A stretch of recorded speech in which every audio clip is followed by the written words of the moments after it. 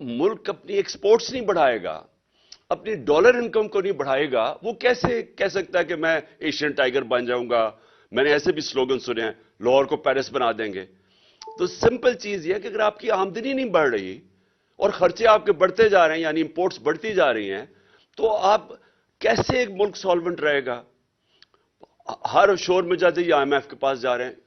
ہم نے خود ماضی میں شور مچایا آئی ایم ایف کے پاس، کیونکہ ساورنٹی کا ایشو آ جاتا ہے۔ جب آپ آئی ایم ایف کے پاس جاتے ہیں تو آپ اپنے فیصلے نہیں کر سکتے، اور یہ ایک بڑا ذلت کا سامنا کرنا پڑتا ہے ملک کو کہ آپ فیصلے نہیں کر سکتے۔ وہ آپ کو حکم دیتے ہیں، وہاں ان کے ریپرزینٹیٹو بیٹھ جاتے ہیں، وہ کہتے ہیں آپ نے یہ کرنا ہے وہ کرنا ہے، اور وہ آپ ڈرتے ہیں کہ وہ کریں گے تو غربت بڑھے گی۔